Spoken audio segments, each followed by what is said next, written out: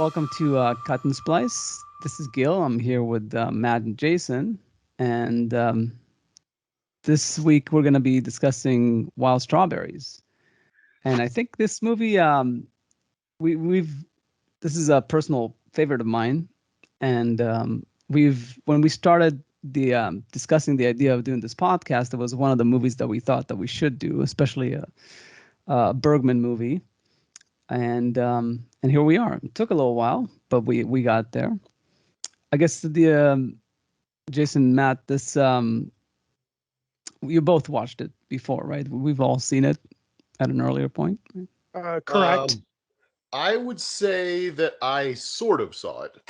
You and I went to go see a double feature at the New Beverly. I want to say it was around midnight or something. And this was the second movie that played. I don't remember what the first movie was, but I remember you were like, we got to go see this movie. It's like really good. And that's the only time I had ever seen it. And I was falling asleep, not because it's not a good movie, but because I was super tired. And on the way home, we were talking about it. And I realized as we were talking about it, I was like, man, I must have missed whole scenes in this movie. Like, I just really did not grasp all of it because I was like definitely passing out throughout it.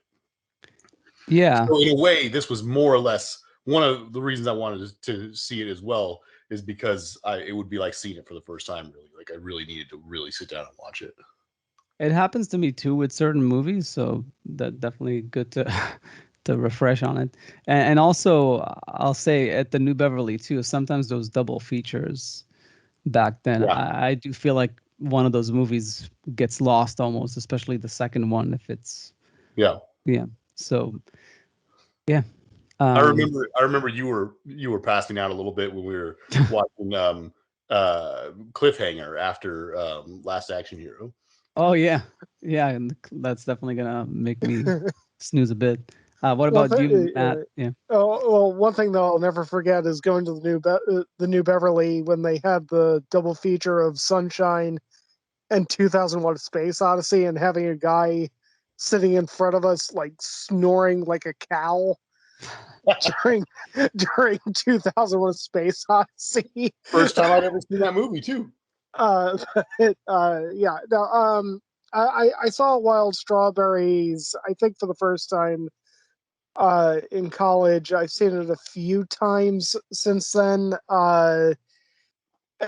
It has been a few years since I've revisited it.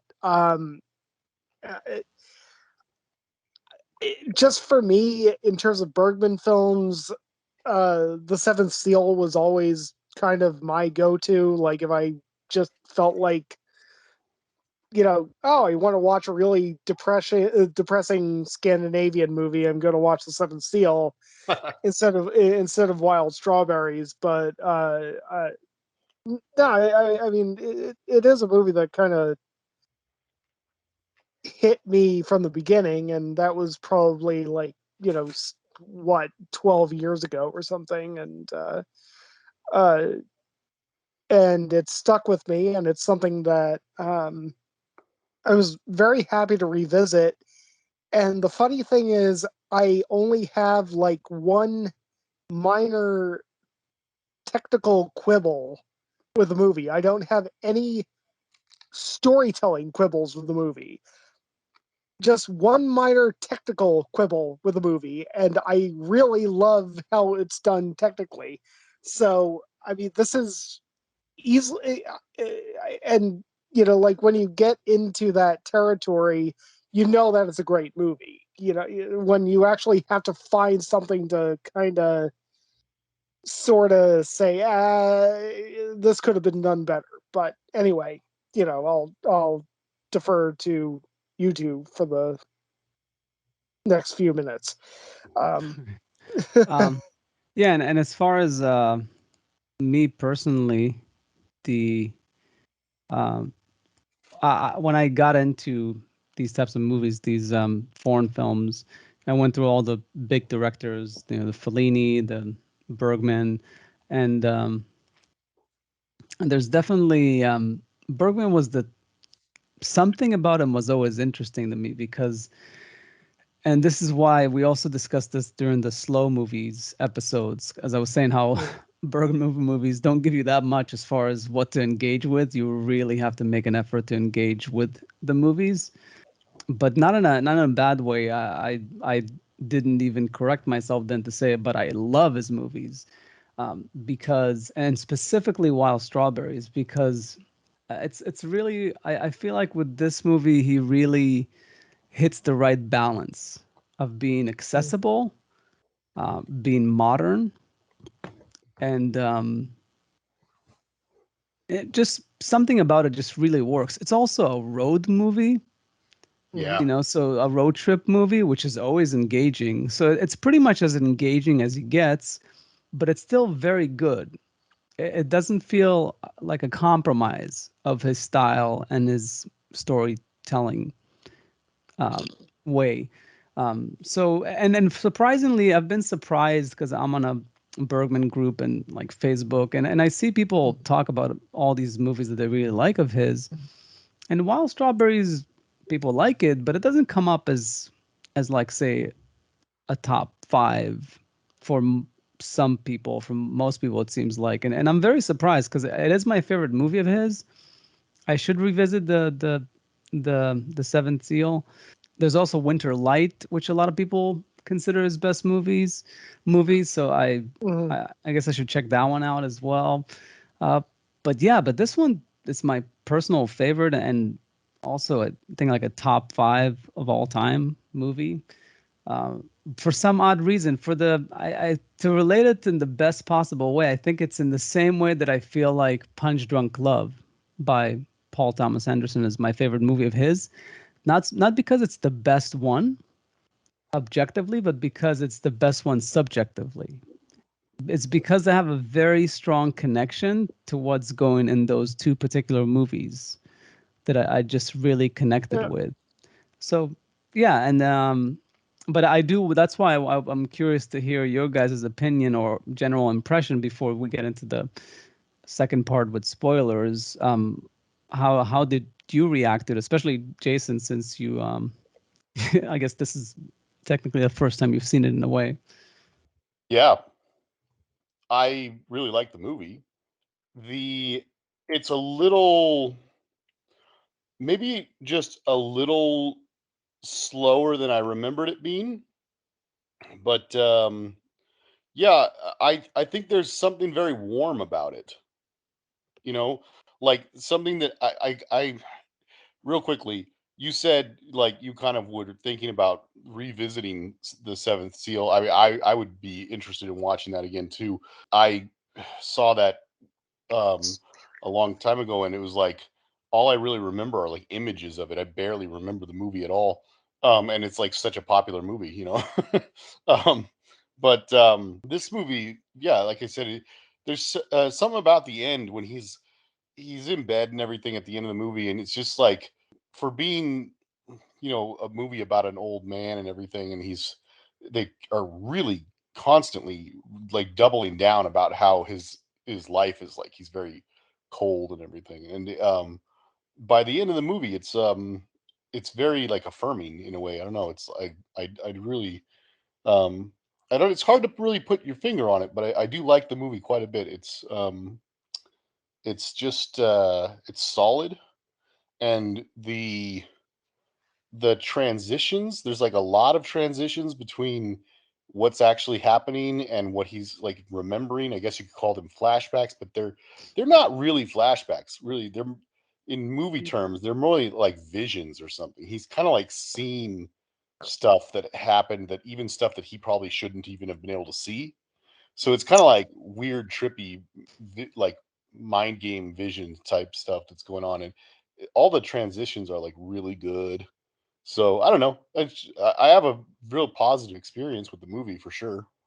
Yeah, it's like projections in a way. Those moments, Yeah, because it's a time that he was in, but events that he wasn't part of because he was away. Like you never see the younger version of himself, and it's his psychological projections. The whole movie essentially yeah, is it's Mhm. yeah, similar to like say a Citizen Kane only from the point of view of Kane. You know, Yeah, like he's it is telling his like that. own Yeah, story. So it's yeah, it's a very cool way, and that's what I mean. On the surface, it's very moment to moment, not that far off from you. You can pretty easily engage with what's going on there, but the technique on the surface, oh, these are flashbacks, but they're not. They're projections, or and the dreams are also not as simple as so that's what Bergman does. Like he'll do things that on the surface seem like, oh yeah, I've seen that before in a movie, but it's not exactly like that. He really does it in his own way, and it's still sophisticated. I mean, the if we want to like bring up cinematography for a moment, like what he does in the Okay. car, like in the car, come yeah, on, like the push-ins, push out, a transition. Yeah. He'll do a reversal of a character and then go to the memory and then back yep, out of the memory. Such cool stuff that yeah, it's not that common that people will just shoot in a car and it'll just be like, single, single. Like he goes all out. He's like, as much as his movies are dialogue heavy and he's almost like a writer first. He's very big on the written word and everything. What he does with the visuals is in a tight car. It's spectacular. Yeah. It's very engaging stuff. Yeah, and especially for 1957, when we didn't have the technology that we have now to just kind of, like throw a car mount on that's like done with suction cups, and you have like a tiny camera, and you can just kind of do everything remotely. I mean, they actually had to do everything by hand, so I mean, all that took a lot of work. So yeah, and when we get into the second portion, I'll get a little bit into my quibble about the technical side, but that is not my quibble with the technical side. So yeah.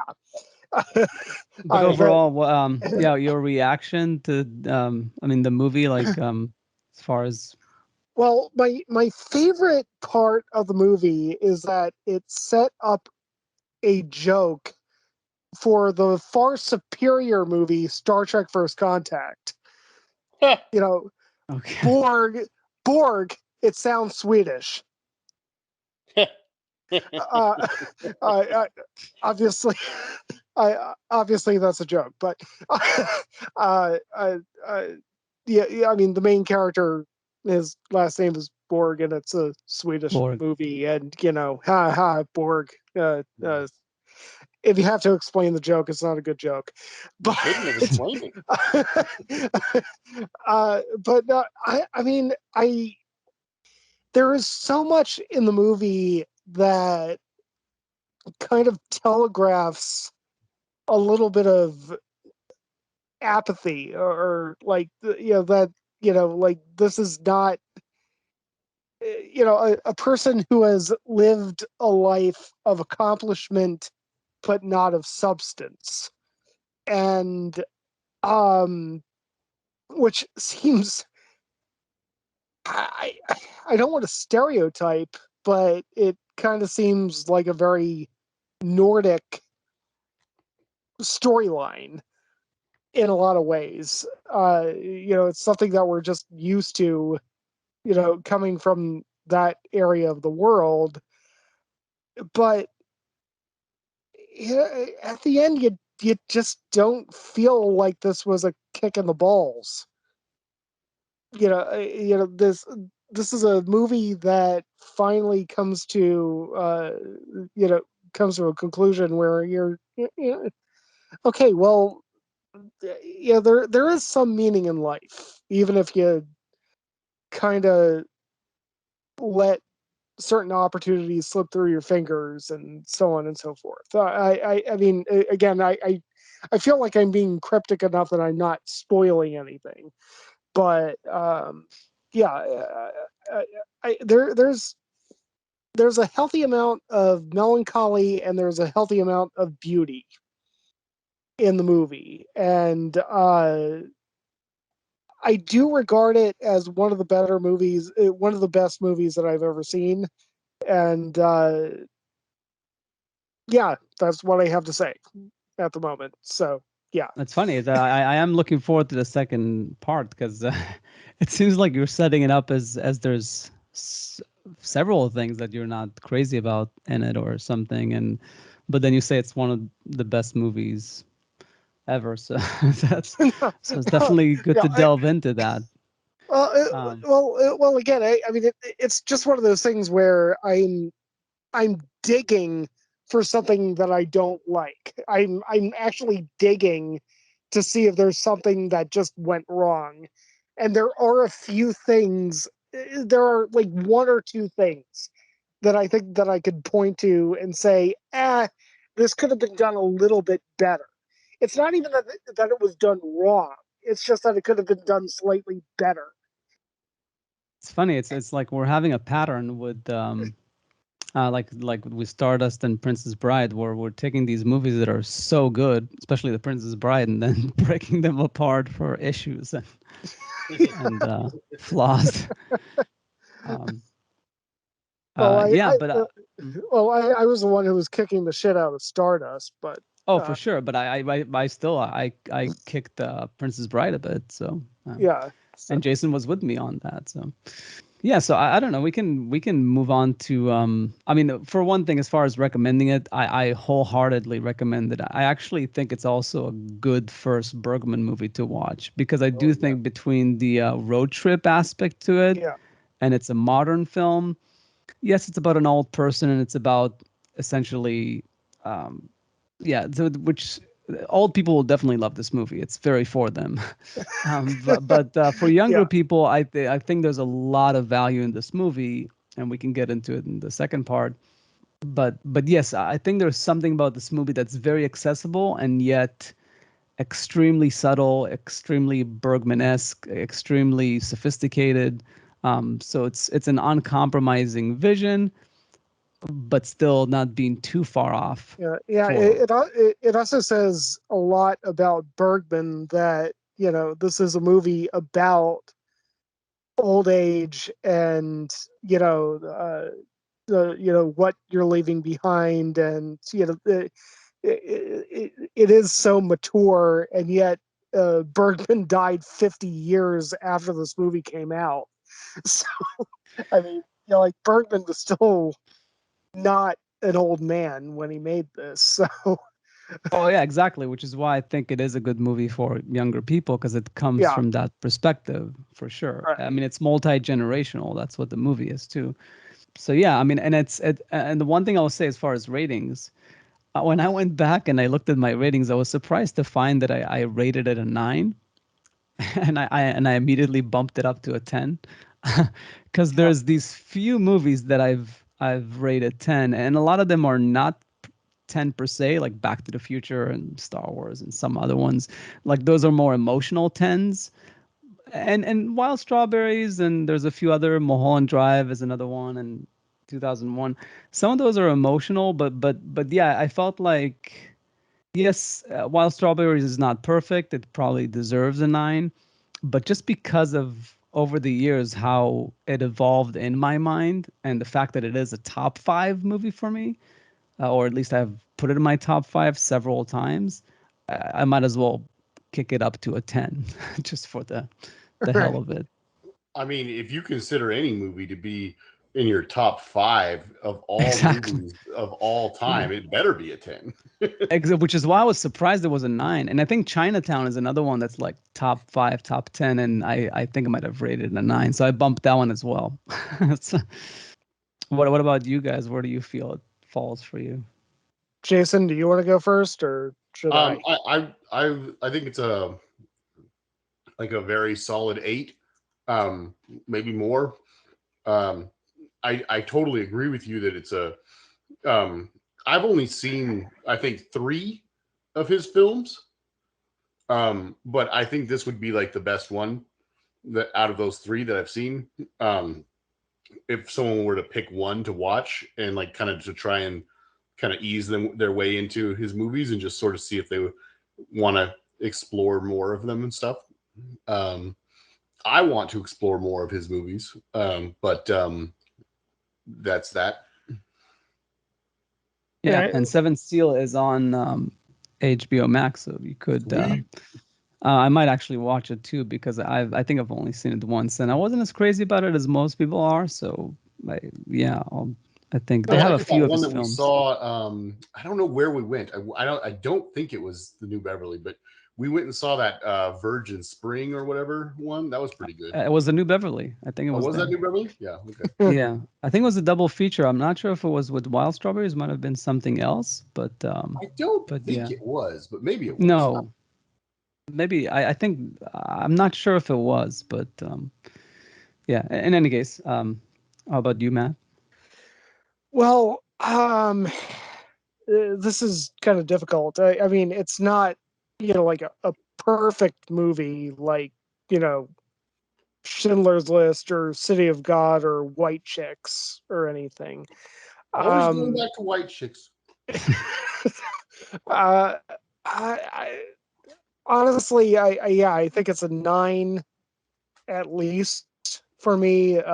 Probably a 9.5. But I mean, like this is, I mean, for me, the Seventh Seal is a 9.5, and Wild Strawberries is like, you know, on par with Seventh Seal, like maybe a notch lower for me. So yeah,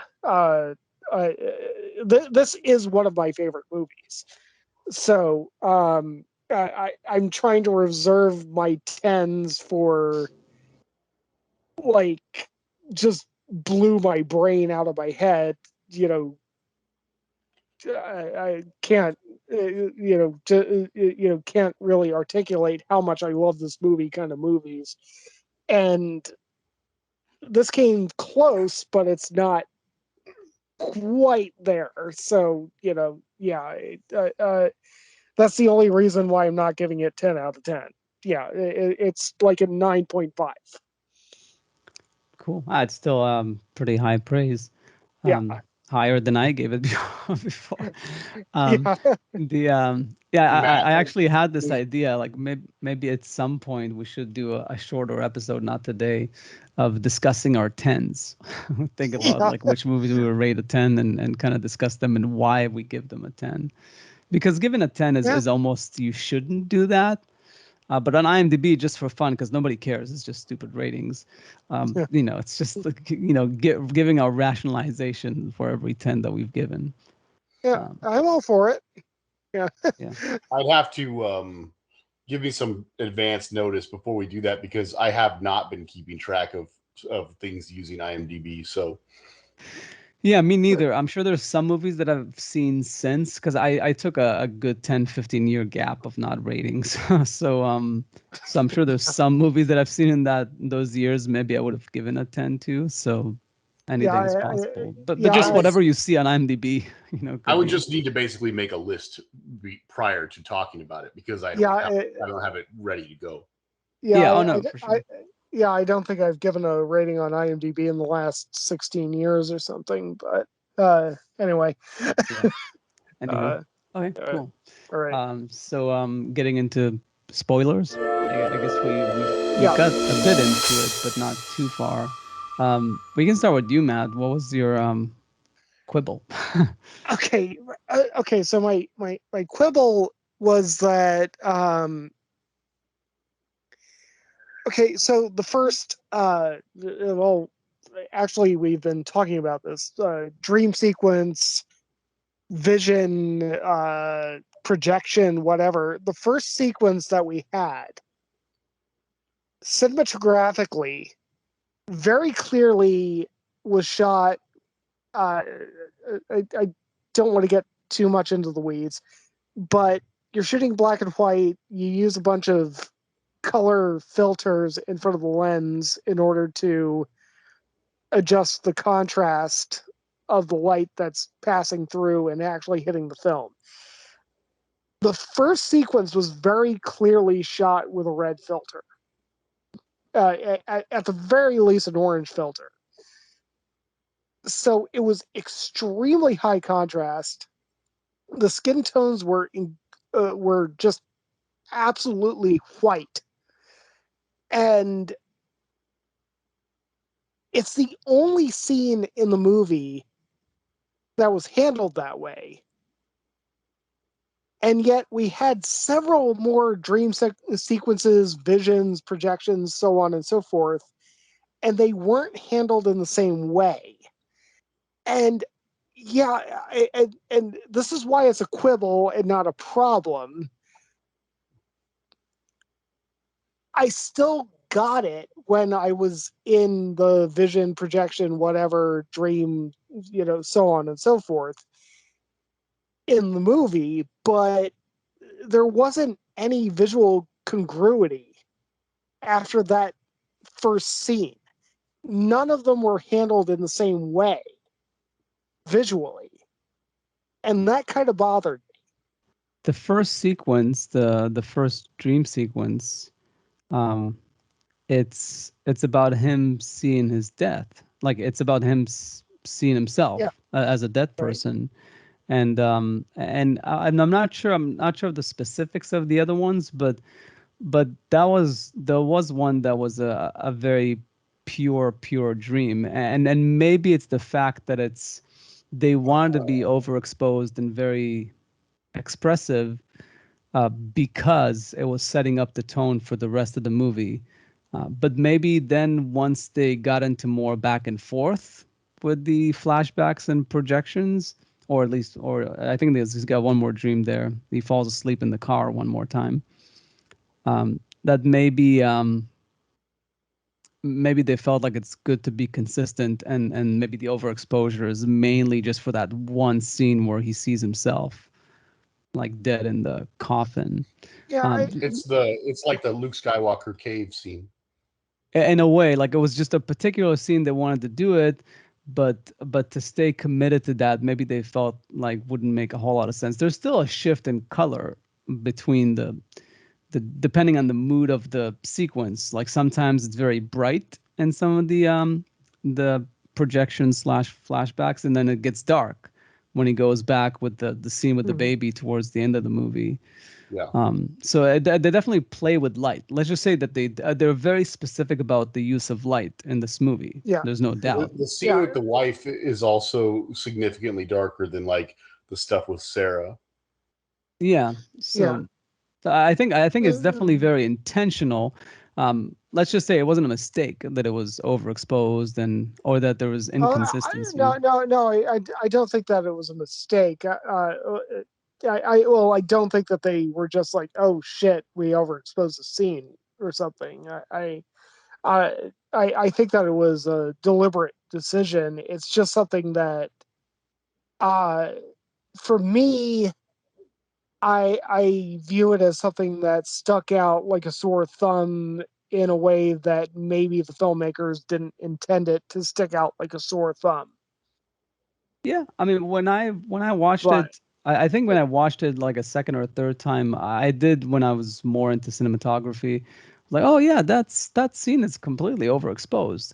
But then I know that it's a dream sequence. There's a clock with no, with no that you Hands, can't tell arms. that with no hands, and then once it hits you, once he sees himself, okay, like this is like they're just kind of pushing it as far as possible. I mean, there's also the faceless man. yeah, It's just a very abstract dream, very yeah, abstract. It's the most abstract dream of the movie in a way, and it starts it off. But I can totally understand someone seeing that and saying like, maybe they went a bit too far. Maybe it wasn't necessary to overexpose it. Maybe if there's going to be a lot of other sequences that are well, similar. I mean, honestly, I would have liked it if they had done more red filter kind of stuff. But also, I mean, it's 1957, and anybody who was shot on black and white film knows that if you throw a red filter in front of your camera, it kills two stops of light. So, like, it's not really feasible to Exactly. I do guess they that, could only do it in all the broad time. like daylight with the Yeah, sun right. out. Yeah, Yeah. yeah. I mean, this was 1957, and so I mean, the fastest film that they had. Well, actually, still to this day, the fastest black and white film that we have is 200 ISO. So, that's gonna, really inhibit you. But also to that point, a scene in the movie that gained some points back for me cinematographically was one of the flashback scenes in the car where they actually they're sitting in the car in the rain, and there's a hard light going through the windshield, and you're actually seeing the projection of the light on the projection of the rain on the faces. And Conrad L. Hall is famous for that, for In Cold Blood, which came out 10 years after this movie. So, I mean, if anything, I don't think that Conrad L. Hall consciously stole it from Wild Strawberries, but, somebody beat Conrad L. Hall to it. So, anyway. And here I was thinking that with Wild Strawberries, we weren't going to get our, Matt's cinematography rant. Yeah. Well, the cinematography is really good. Even though it is a very talky movie, it is fairly good. I even like brought up cinematography before, so that's how good it is. No, I just meant like when he started saying earlier on that he's like, I got some problems with this movie. I was like looking this up, and I was like, oh, he's gonna be like, this Gunnar Fisher guy's like a fucking hack or something. I don't know. Oh, he shot the Seventh Seal, right? But yeah, it's not Sven Nykvist. I was actually looking it up, and it's like, was this shot by Sven Nykvist? Because like, is Matt shitting on Sven Nykvist? No, I would happily perform fellatio on Sven Nykvist. What was that? The Bergman's mainstay cinematographer, at least I think throughout the 60s and like most of his movies. But he also shot Celebrity for Woody Allen and a few other Hollywood films. But the man was a genius. One thing I will say, since we're now going to spoilers and stuff, as far as my my reaction to the movie when I first saw it, and of course now, it reminds me of Akiru, and we mentioned it also in one of our discussions. It's a very complete movie about summing up a life. That's usually done best with older people. Also, although sometimes it could be interesting with younger people too. But this does it really well. It's just the whole generational thing. Like they literally in the car, they have a scene when they pick up the husband and wife in the accident. They have a car with 3 benches, and the first bench is the old man with his daughter-in-law, and then in the middle you have the husband and wife, which is one generation below him, and then behind them on the third bench is the younger kids, like the hitchhikers, and it's just perfect. That's perfect storytelling. That's how you tell a story. Like it's visual. It's amazing. Like what he does there, and it's so simple. And he tells the story about this guy's missed opportunities, dreams that didn't happen, lost love. The opportunity that he had to be with I guess the whatever cousin or something, and then she ended up being with his brother or something. So it's all these like little touches of summing up a life, but he's doing it from the perspective of a person that is cold and disliked. And that's the thing that I mostly connected with, because I've always struggled with that as well. Like I've also had the reputation for being, not as empathetic or cold at times or too rational, and seeing movies like this. And I've never liked you, so for sure. But no, I hear you. Yeah, but Uh, I think watching a movie like this, and that's the whole thing, is that he even knows this. He even understands this, but at the same time, there's these characters, like the what's his face in the gas station, the little cameo Max von by Sydow. Mike Van Sydow, the young at the time. Yeah, so that they really respect him for everything that he's done, and by the end, his daughter-in-law realizes that she was wrong. Like she realizes that really he's a good person. It's just that often it's the impression, the Mhm. art, the not artificial, but the what's the shallow? What's the word for The shallow? surface. Yeah, on the surface, yeah, the superficial. That's the word. On a superficial level, people can be perceived in a certain way, whether it's snobbish or. But ultimately, we're all humans. We all have our bad sides or our good sides. We're all humans. We're all flawed, and ultimately, we're all redeemable. We're all lovable. We all deserve to be loved, and we all try to love. And I think that's what this movie is about, in a way. And it just does it so fully. It just really doesn't miss anything. It just really nails the whole thing. And it's even got a little like blurb about like arguments about God and religion and stuff, which is always fun with Bergman. Um, so it's just got everything. It's really one of those movies that just connects for me on so many levels, which is why I think it's my favorite of his. What's the reason for? I think even the reviews that I'm reading on IMDb from the critics, a lot of them also feel like that it's one of his best movies. So I'm not sure why the people at the Facebook group, like if it doesn't come up as often, but yeah, it's just a really strong movie. It's very tough for me to find flaws in it. I actually, when I was watching it this time, I really tried to look for them, but I was like, yeah, it's slow at times, but it's not too slow. It's an hour and 30 minutes, and it's a road Yeah. movie. It's honestly, it's not even that boring. I was trying to see like where's the pacing issue here, because there's always going to be some pacing issues in these movies, and it's like solid through and through. It's just it's one of those movies for me. I can't explain it. Yeah. Um, Uh, but I guess Jason, what do you feel like as far as I There guess was a couple of things I was just going to comment on, not like in any particular order or anything, but like mm, you mentioned earlier, how this movie, um, I guess you could say it's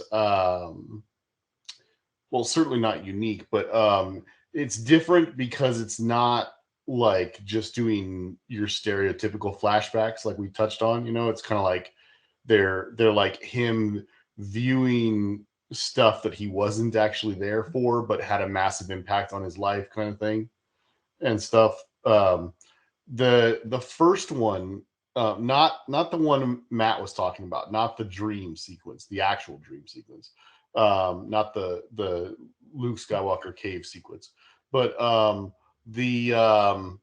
the one uh, with Sarah picking the strawberries, and then the brother shows up.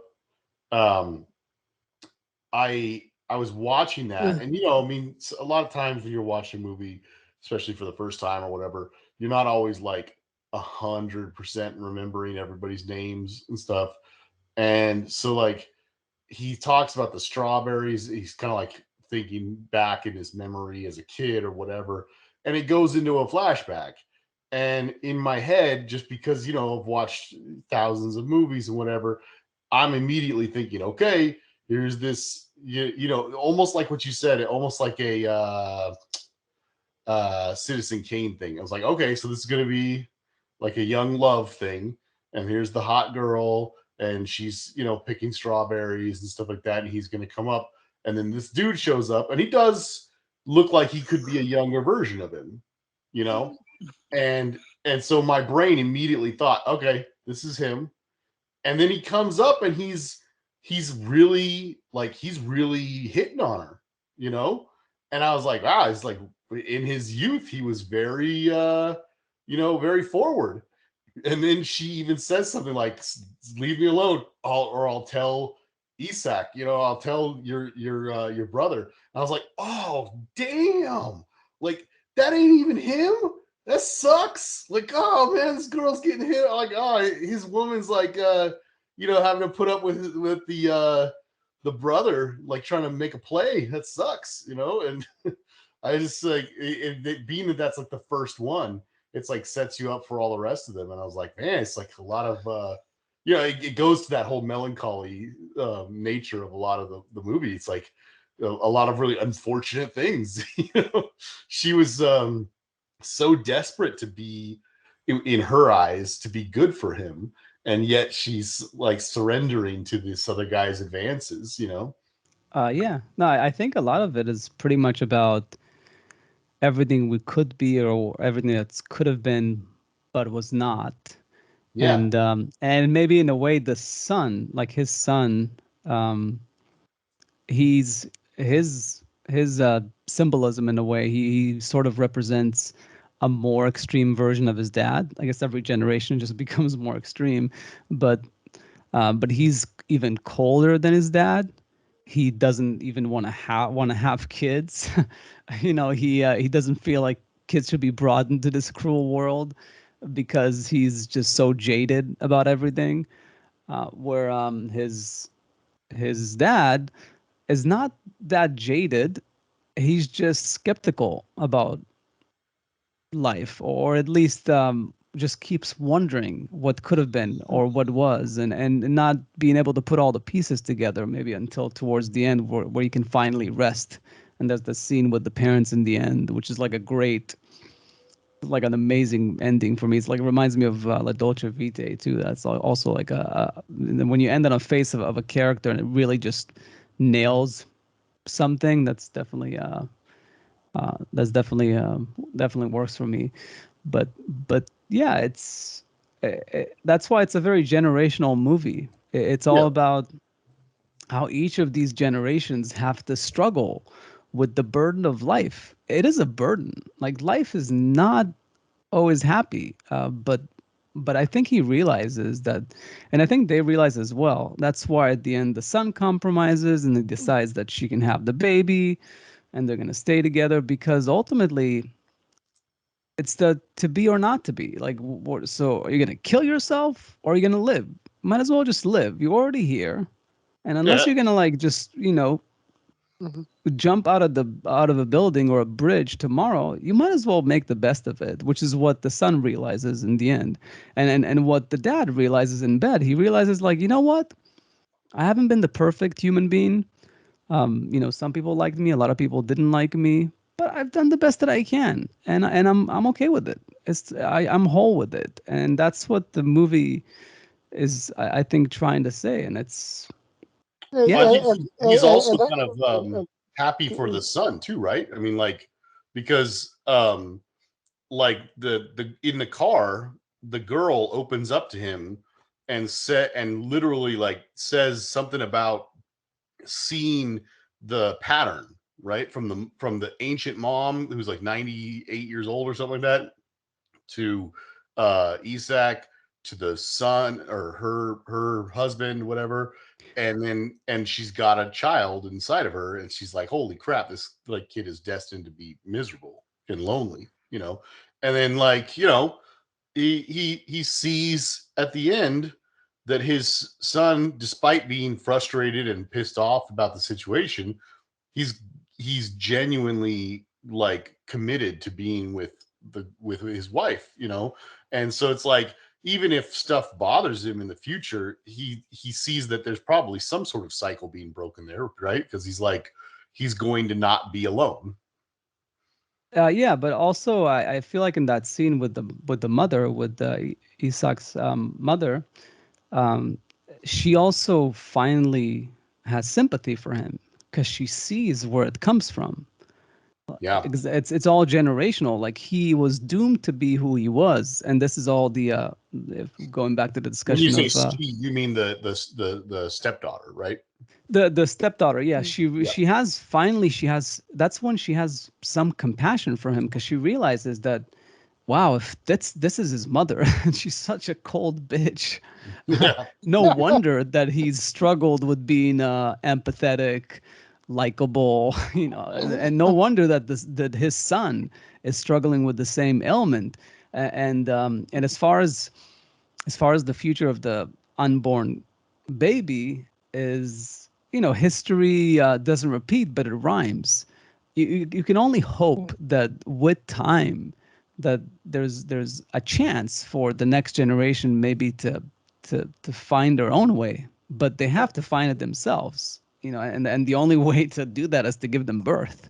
You can't just Yeah. end it right there, because then we're doomed. I also think that there's a bit of significance that needs to be brought in with the I mean it didn't turn into a fist fight, but like a kind of a puny shoving fight between the two men in the back of the car who You had a suitors. disagreement about whether or not God exists. I mean, I think that there's some symbolism there in terms of like meaning, and like I mean, fundamentally, how do you get past that in terms of like a conversation about meaning, especially in 1957? Like there's a fundamental philosophical clash there. And I mean, I think that has to be pretty much the only reason why in a 90-minute movie they decided to put that in there, to just kind of talk about eventually, like, well, eventually you're going to die, and you have to examine why you've been on this world, why you've been on this planet, why you've actually existed. And I mean, yeah, that little shoving match was basically a microcosm of the whole philosophical nature of the entire freaking movie. Yes, no, for sure. He didn't just have But the argument at the table, and then later on they're fighting. I think that, and then of course the professor, like Isaac, like sort of takes the high road, or the middle ground. He says he doesn't want to admit whether he believes in God or not. And that's a very old person thing to say. Is like, does it really matter? yeah, It doesn't really. Ultimately, it just, all it does is create conflict and fighting, and just letting people be whatever they are or believe what they want to believe is probably the best way to go, which is not very Bergman like, because Bergman made several movies that are very anti-religion, but in this movie, this is why I think is one of his wisest movies. Is it really just often says, I don't know, we don't know. Like, we want to be as objective as possible about this idea of life, whether it's from a perspective, like a religious perspective, a epistemological perspective. It's all just, we're just a bunch of animals, essentially, like yeah, intelligent animals going through life, and life is difficult, and it's got a lot of emotions and a depression and consequences and memories, and you sort of have to just deal with it. And this is a bunch of people dealing with it, and in various ways at various periods of their lives, depending on the character. And yeah, and it's melancholy, but like Jason said, it's very life affirming. It's very hopeful, hmm even though it's a very depressing movie. yeah, Yeah. yeah. I think the it's worth mentioning that the actress who plays Sarah, well, the two Sarahs, I guess, or whatever. Yeah, BB Anderson. Yeah, she was really good, because it's like, I mean, you get to see the it's two different. I mean, it's not separated by a massive stretch, but it is two different kind of time periods, I guess, in a way. And the young kid is like so, modern and so, in your face, and just she's playing two extremely different characters, even though like he mentions that he sees similarities in them, but the way they talk and the way they're dressed and the way they act is so different, and it's a pretty interesting thing to see the scenes back to back when they have little visions and flashbacks and such. Yeah, and the funny thing, I have to admit that I think, if I'm not mistaken, this is the first time that I noticed that she's the same actress. I I really, wasn't sure. I wasn't sure. I wanted to see when I looked it up on IMDb, and there's like a little slash thing. I was like, oh, she was the same one. Okay. yeah, because Bibi Anderson is a pretty famous actress. I'm not super familiar with most of her work. I know she was in Persona and like a few Bergman, I think Seven Seal too. Yeah. But yes, obviously we see these movies every once in a while, and I'm not too familiar, except for, of course, even though she's not in this movie, but Liv Ullmann is in a ton of like Bergman movies, so I'm very familiar with her. But yeah, it's tough. Like there's a lot of faces, and sometimes if they look different, it's you might not recognize this the same actor. Yeah. Um, yeah, it's an interesting choice. It's She just died 2 years ago. Bibi Anderson. Yeah. Yeah, I think I recall something about that. That's what it came to my mind too. And then I realized that she was in this movie. It's like, oh wow, um, yeah, because I really there's the whole, yeah, like Sven Nykvist. There's um, Max von Sydow and like Liv Ullmann. They were on a bunch of Bergman stuff, but some of the actors I just less familiar with. Like, they don't show up as much. I haven't seen enough of his movies to tell you where I would place it. Oh yeah, rankings, right? I've only Um, seen 3. Yeah, I could definitely do that. It's but yeah, so many of them I've seen so few times, so it's tough. But it's the funny thing. I'm rewatching Scenes from a Marriage because I watched the HBO remake recently, and and we decided to watch the original one, the Scenes from a Marriage that Bergman did, and It kind of seems like sacrilege to remake a Bergman movie, but well, it's a Bergman miniseries, so that was yeah, converted to a movie, and it's pretty faithful to the spirit of it. And apparently, I think Bergman's son was involved in the production, oh, uh, okay. but Oh, it's pretty good. It's not it's probably not as good as the original, although I'm watching it now, but it's just different. But and it's got the role of flip the roles, like I think in the original the man cheats, but here the woman cheats, so it modernizes the story a bit to like mix it up in an interesting way. And yeah, and Oscar Isaac oh, and so uh, Jessica Chastain. Jessica Chastain. Yeah, oh, so okay. yeah, Oscar Isaac and Jessica Chastain, they're both very good in it, Well, they're for both sure. very good in almost everything. Yeah, no, exactly. It's a good cast. In any case, as far as like ranking Bergman films, the ones I've seen, let's say if we start from top to bottom, I think Wild Strawberries, I think The Virgin Spring is definitely up there for me. I really like that one. Um, Cries and Whispers is really good. Persona might be the number two movie for me. It's definitely, if you're going to see another Bergman movie, Persona might be worth it. Hour of the Wolf. I think Hour of the Wolf is the one that we saw with Virgin Spring, if I'm not mistaken. That's Maybe. the horror movie that he did, which a lot of people love, and I liked it, but it's not my favorite of his. Mm-hmm. Um, Hour and of the Wolf. Hour of the Wolf, and then there's Through the Glass Darkly.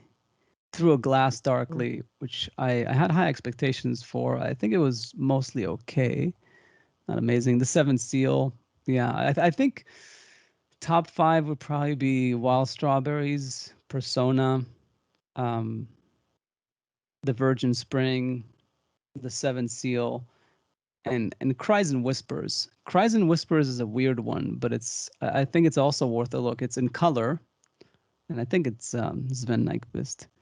But I remember for some reason like um, that movie. Yeah, Cries and Whispers, like the use of color there. It's like his Vertigo. Like he really like the cinematography there is like gorgeous, and it uses color really well, and I don't know. It's just one that really stuck with me for sure. Or is it Yeah. 1972? Yeah, so those are like just I guess standout ones, the ones that I mentioned. But Yeah, yeah, and Cries and Whispers was Sven Nykvist. Sven So Nykvist. yeah, um, yeah, I would pretty much agree with your rankings. Only I would put the Seventh Seal higher, but I mean that's just again a quibble. It's not even like, oh well, no shit, Seventh Seal is clearly better. It's just personal preference, and they're all great movies. Cries and Whispers really fucked with my head though. So, but yeah, I mean, it's still a great movie. I mean, a lot of great movies fucked with my head, but that movie really fucked with my head. Um, so yeah, but um, Yeah, and at the same time, I guess yeah, it's good to mention. I mean, the ones of his that I wasn't crazy about were mainly, I guess it's the two that were made that were converted from a miniseries to a movie, and maybe that's because they were condensed that it didn't work for me. But mm-hmm, Fanny and Alexander is a famous one of his, and Scenes from mm-hmm, a Marriage. Both those movies, they essentially took a 6 7 hour miniseries and turned it into a 3 hour movie, and both of them didn't work great for me. Like I liked them, I mm. found value in them, but they're not nearly as good as the other movies that we mentioned. And it might have been just the way that they were cropped down to fit a movie length.